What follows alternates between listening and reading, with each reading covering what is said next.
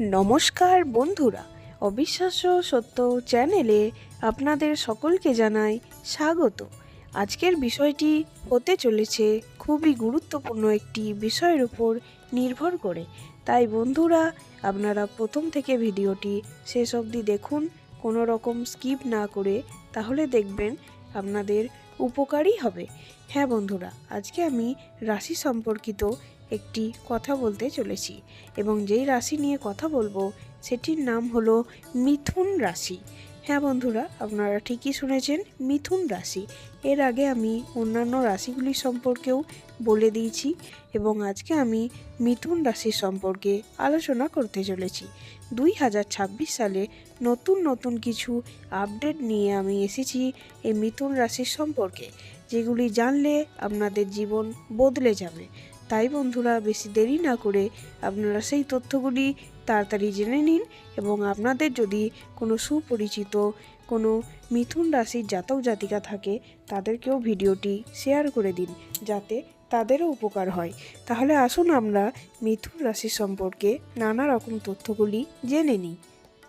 আমি প্রথমেই বলবো, 2026 সালে জ্যোতিষশাস্ত্র অনুযায়ী এবং গণনা অনুযায়ী দেখা যাচ্ছে যে মিথুন রাশির জাতক জাতিকারা যদি বিষ্ণুর নাম স্মরণ করে তাহলে কিন্তু তাদের ভালো ফল আছে।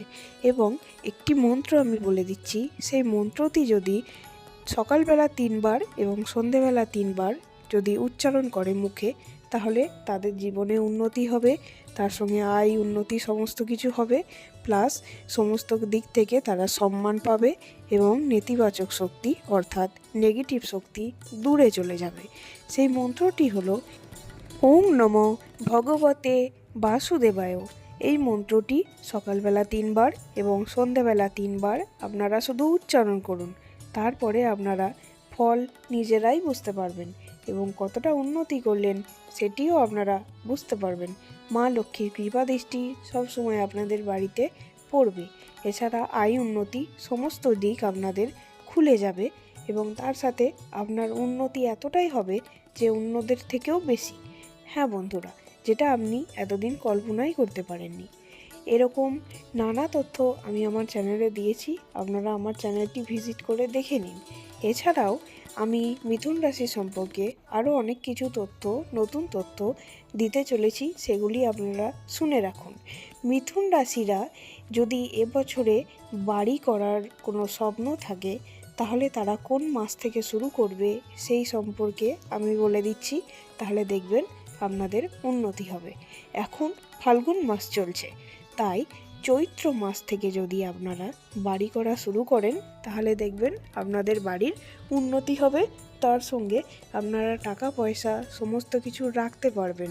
কোনো কিছু যে অনেকই হয় যে টাকা পয়সা ইনকাম করছে কিন্তু পয়সা রাখতে পারছে না, ওই জিনিসটা কিন্তু আপনাদের হবে না। তাই বলছি, বাড়িতে মঙ্গলজনক কাজ এবং শুভ শক্তির কাজ যদি বাড়িতে রাখতে হয় তাহলে আপনারা চৈত্র মাস থেকে বাড়ি করা তৈরি করুন এবং এই জিনিসটা করলে দেখবেন আপনাদের খুবই ভালো ফল লাভ হবে।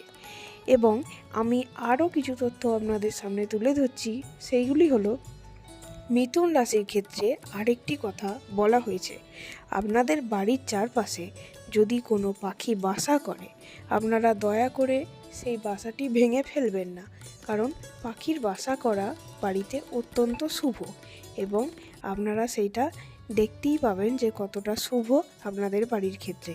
কেননা পাখিরা কিন্তু যে সমস্ত বাজে জায়গা বা খারাপ জায়গায় তারা বাসা করে না, যেখানে তাদের বাসস্থান যোগ্য তারা কিন্তু সেখানেই বাসা করে।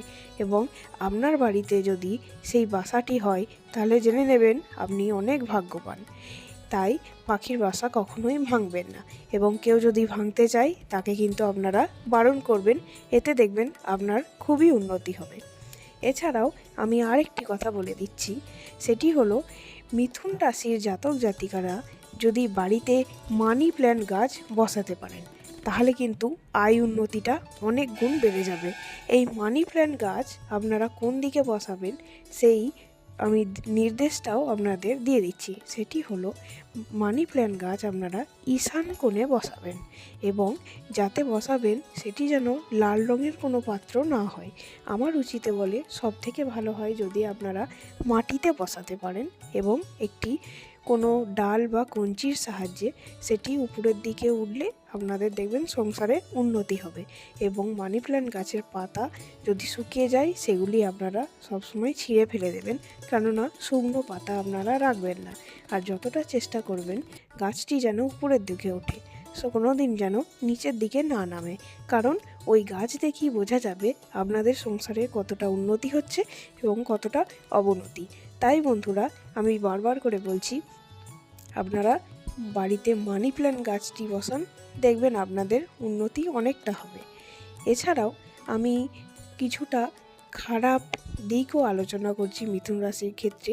সেগুলি হলো, মিথুন রাশি যারা জাতক জাতিকারা আছে তারা বাইরের কোনো মানুষের সঙ্গে কোনো তর্কে জড়াবেন না, কেননা এই তর্কে জড়াতে গিয়ে সেখানে কিন্তু টাকা পয়সা নিয়ে ঝামেলা হতে পারে, যার ফলে আপনাদের অনেক টাকা পয়সা বেরিয়ে যেতে পারে। তাই এই জিনিসটা আমি সাবধান করে দিচ্ছি, আপনারা এই জিনিসটা থেকে একটু বিরত থাকবেন, দেখবেন আপনাদের কিছুই হবে না। ভগবানের নাম স্মরণ করে আপনারা এগিয়ে যান। এবং আর একটি কথা আমি বলে দিচ্ছি, যেটা আমি বারণ করে দিচ্ছি, আপনারা মন দিয়ে শুনুন। সেটি হলো, যখন লটারি কাটবেন নিজেই কাটবেন, অন্যদের সাহায্যে লটারি কখনো কাটবেন না, কেননা এবছরের যোগ আছে মিথুন রাশিদের ক্ষেত্রে, তারা কিন্তু লটারিতে ভালো টাকা পেতে পারে। তাই গোপনে কাটুন এবং নিজে কাটুন, কোনো অপর ব্যক্তিকে জানাবেন না, তাহলে দেখবেন আপনাদের কতটা উন্নতি হবে। এরকম আরও নানা তথ্য আমার চ্যানেলে আমি দিয়েছি, আমার চ্যানেলটি ভিজিট করে আপনারা দেখে নিন। আশা করি ঈশ্বরের কৃপায় আপনারা সকলেই সুস্থ রয়েছেন এবং যাতে সুস্থ থাকেন আমি এই কামনাই করি।